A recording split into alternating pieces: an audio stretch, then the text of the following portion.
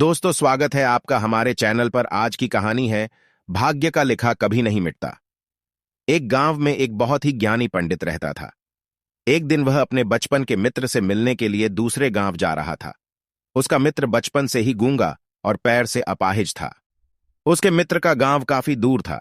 रास्ते में कोई छोटे छोटे गांव पड़ते थे। पंडित अपनी धुन में आगे चला जा रहा था। तभी रास्ते में उसे एक आदमी और मिल गया। वह भी पंडित के साथ साथ चलने लगा। पंडित ने सोचा, चलो अच्छा ही हुआ, साथ साथ चलने से सफर जल्दी कट जाएगा। चलते चलते पंडित ने उस आदमी से उसका नाम पूछा तो उस आदमी ने अपना नाम वाहकल बताया। पंडित को यह नाम थोड़ा अजीब लगा, पर पंडित ने नाम के विषय में कुछ पूछना उचित नहीं समझा। दोनों धीरे धीरे साथ में चल ही रहे थे। तभी रास्ते में एक गांव आया तो महाकाल ने पंडित से कहा, तुम आगे चलो, मुझे इस गांव में एक संदेशा देना है, मैं तुमसे आगे मिलता हूं। पंडित ने कहा, ठीक है, और वह आगे की ओर चल दिया। तभी गांव में एक खबर फैली कि एक व्यक्ति को भस्से ने मार दिया है। जैसे ही वैसे ने उस व्यक्ति को मारा, ठीक थोड़ी ही देर में महाकाल वापस आ गया। फिर चलते चलते दोनों एक दूसरे गांव के बाहर पहुंचते हैं। यहां पर एक छोटा सा मंदिर बना था और ठहरने की व्यवस्था भी अच्छी लग रही थी। पंडित के मित्र का गांव भी वहां से अभी काफी दूर था और रात्रि भी होने वाली थी। तो पंडित ने महाकाल से कहा, रात्रि होने वाली है, पूरा दिन चलते चलते थकान भी लग रही है और भूख भी लगी है। हम यही भोजन करके आराम कर लेते हैं, कल सुबह आराम से आगे का सफर करेंगे। महाकाल ने कहा, ठीक है, मुझे इस गांव में किसी को कोई जरूरी सामान देना। तुम खाना खाकर आराम करो, मैं बाद में आकर खा लूंगा। इतना कहकर वह वहां से चला गया। लेकिन उसके जाते ही कुछ देर बाद उस गांव में धुआं उठता दिखाई दिया और देखते ही देखते पूरे गांव में आग लग गई। पंडित ने आश्चर्य से सोचा कि जय महाकाल जहां भी जाता है वहां किसी न किसी तरह की हानि जरूर हो जाती है, कुछ तो गड़बड़ है। लेकिन पंडित ने रात्रि में महाकाल से इस बात का कोई जिक्र नहीं किया। सुबह दोनों ने फिर अपने गंतव्य की ओर चलना प्रारंभ कर दिया। कुछ ही देर में फिर एक गांव आया तो महाकाल ने फिर पंडित से कहा, आप आगे चलते जाइए, मैं कुछ देर में आपको मिलता हूं। मुझे इस गांव में भी कुछ जरूरी काम है, मैं काम करके आपसे आगे मिलता हूं। यह कहकर महाकाल जाने लगा। लेकिन इस बार पंडित आगे नहीं बढ़ा, बल्कि वह खड़ा होकर महाकाल को देखता रहा कि अब वह कहां जाता है और क्या करता है। तभी लोगों की आवाज सुनाई देने लगी कि किसी व्यक्ति को सांप ने काट लिया है और वह मर गया है। ठीक उसी समय महाकाल फिर से उस पंडित के पास पहुंच गया। लेकिन इस बार पंडित को सहन नहीं हुआ। उसने महाकाल से पूछ ही लिया कि तुम जिस गांव में जाते हो वहां कोई ना कोई नुकसान जरूर हो जाता है, क्या तुम बता सकते हो ऐसा क्यों हो रहा है? तो महाकाल ने जवाब दिया, पंडित जी, आप तो मुझे बहुत बड़े ज्ञानी मालूम पड़े थे, इसलिए मैं आपके साथ चलने लगा था, क्योंकि ज्ञानियों का समय बहुत अच्छा होता है। परंतु आप अभी तक समझ नहीं पाई कि मैं कौन हूं। पंडित ने कहा, मैं समझ गया हूं, लेकिन मुझे कुछ शंका है। अगर आप भी अपना उपयोग परिचय दे दें तो मुझे शंका नहीं होगी। महाकाल ने जवाब दिया, मैं यमदूत हूं और यमराज की आज्ञा से लोगों के प्राण हरण करता हूं जिनकी आयु पूर्ण हो चुकी है। हालांकि पंडित को पहले से ही इस बात की शंका थी। फिर भी महाकाल के मुंह से सुनकर पंडित घबरा गया। लेकिन फिर से हिम्मत करके पूछा, अगर ऐसी बात है और तुम सचमुच यमदूत हो तो बताओ, अगली मृत्यु किसकी है? यमदूत ने जवाब दिया, अगली मृत्यु तुम्हारे उसी मित्र की है जिससे तुम मिलने जा रहे हो, और उनकी मृत्यु का कारण भी तुम ही बनोगे। यह बात सुनकर पंडित सहम सा गया। पंडित सोच में पड़ गया कि यदि वास्तव में यह यमदूत हुआ तो उसकी बात भी सही होगी। मेरे बचपन के सबसे अच्छे मित्र की मृत्यु हो जाएगी, इसलिए अच्छा नहीं होगा कि मैं अपने मित्र से मिलने ही ना जाऊं। कम से कम मैं तो उसकी मृत्यु का कारण नहीं बनूंगा। महाकाल ने कहा, तुम जो सोच रहे हो वह सब मुझे पता है, मगर तुम्हारे अपने मित्र से मिलने ना जाने से नियति नहीं बदल जाएगी। तुम्हारी मित्र की मृत्यु निश्चित है और वह अगले कुछ ही क्षणों में घटित होने वाली है। महाकाल के मुंह से ऐसी बातें सुनकर पंडित को झटका सा लगा, क्योंकि महाकाल ने उसके मन की बात जान ली थी, जो कि एक साधारण व्यक्ति के लिए संभव नहीं है।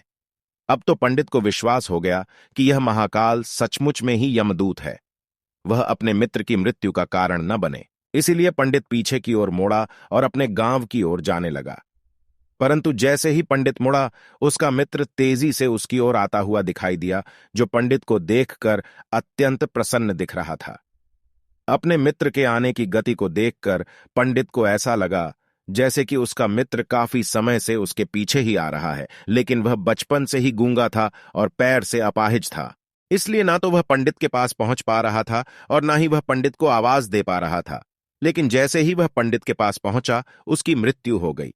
पंडित हक्का बक्का होकर महाकाल की तरफ देखने लगा, जैसे कि वह पता करना चाह रहा हो कि आखिर हुआ क्या। महाकाल पंडित के मन की बात समझ गया और बोला, तुम्हारा मित्र पिछले गांव से तुम्हारे पीछे पीछे आ रहा था, लेकिन मैं गूंगा और अपाहिज होने की वजह से तुम तक नहीं पहुंच पाया।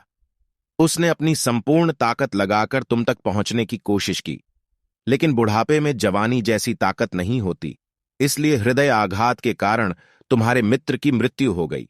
क्योंकि तुमसे मिलने के लिए अपनी गति की सीमा को लांघते हुए वह तुमसे मिलने के लिए तुम्हारे पीछे पीछे भाग रहा था, इसलिए अपने मित्र की मृत्यु का कारण तुम ही बने।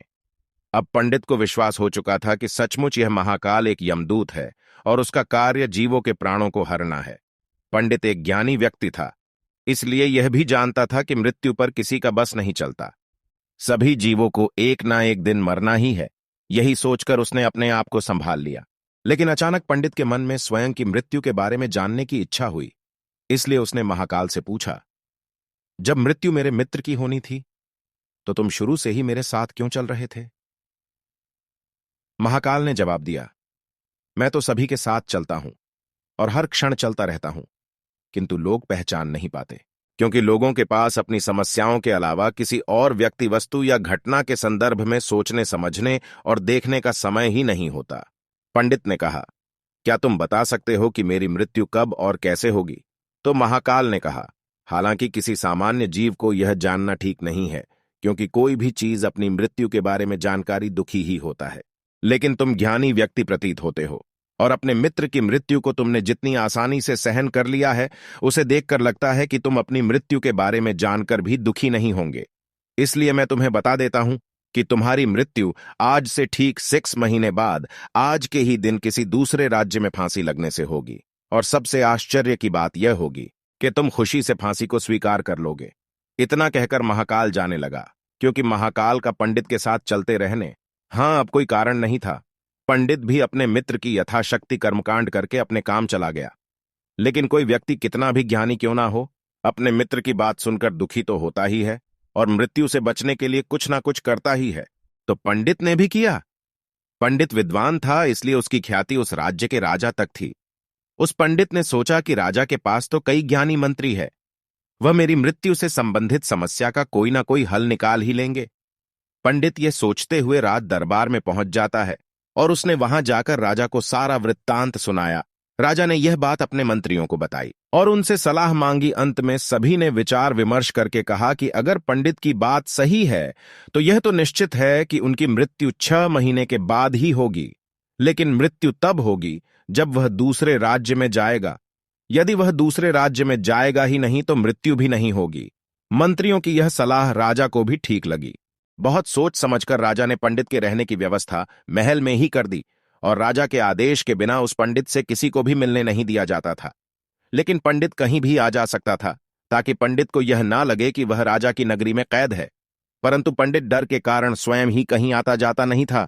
धीरे धीरे पंडित की मृत्यु का समय नजदीक आने लगा और वह दिन भी आ गया जिस दिन पंडित की मृत्यु होने वाली थी। पंडित अपने मृत्यु को लेकर बहुत चिंतित था, इसलिए उस दिन पंडित डर के मारे जल्दी ही सो गया, ताकि जल्दी से वह रात बीत जाए और अगला दिन आ जाए तो मृत्यु टल सके।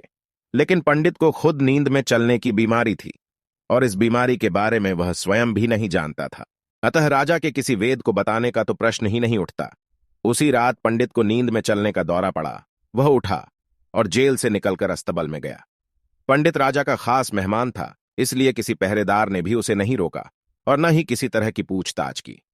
अस्तबल में पहुंचकर गया सबसे तेज चलने वाले घोड़े की पीठ पर सवार होकर नींद में ही राज्य की सीमा के बाहर दूसरे राज्य में चला गया। इतना ही नहीं, वह दूसरे राज्य के राजमहल पहुंच गया और उस महल के पहरेदार ने भी उसे नहीं रोका और न ही कोई पूछताछ की। सभी लोग रात्रि के अंतिम पपरहर होने के कारण नींद में थे और वह पंडित सीधे राजा के समकक्ष में पहुंच गया।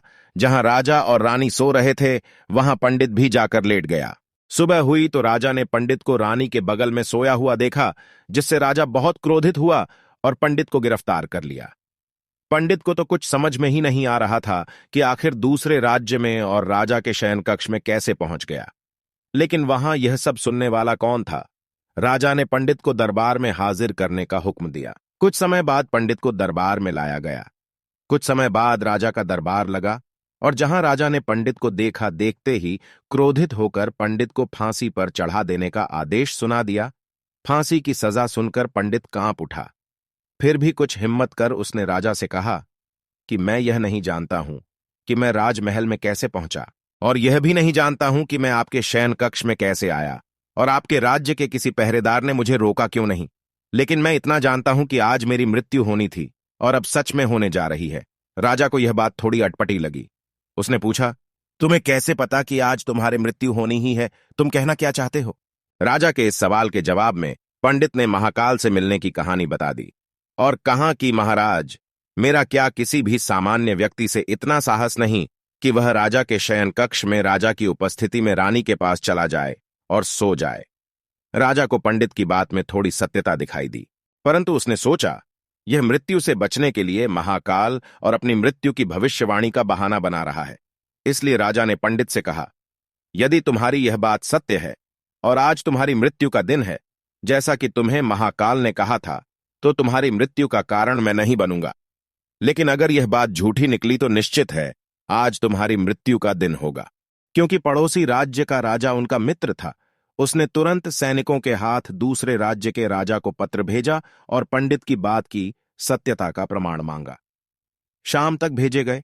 सैनिक वापस लौटे और उन्होंने बताया, महाराज, पंडित जो कह रहा है वह बिल्कुल सत्य है। दूसरे राज्य के राजा ने पंडित के रहने के लिए अपने ही महल में व्यवस्था कर रखी थी और पिछले 6 महीने से पंडित राजा का मेहमान था। कल राजा इनसे अंतिम बार मिले थे। इसके बाद इस राज्य में यह कैसे पहुंचा, इसकी जानकारी किसी को नहीं है। इसलिए उस राज्य के राजा के अनुसार पंडित को फांसी की सजा देना उचित नहीं है। लेकिन राजा के लिए एक नई समस्या आ गई, क्योंकि उसने बिना कुछ जानने की पंडित को फांसी की सजा सुना दी थी। इसलिए अगर दंड फांसी नहीं दी जाए तो राजा के कथन का अपमान हो जाएगा, और अगर राजा के द्वारा दी गई सजा का मान रखा जाए तो पंडित की बिना वजह ही मृत्यु हो जाएगी। राजा ने अपने सभी मंत्रियों से इस बारे में चर्चा की। सभी मंत्रियों ने सुझाव दिया कि महाराज पंडित को एक कच्चे सूत से फांसी लगवा दे, इससे आपके कथन का भी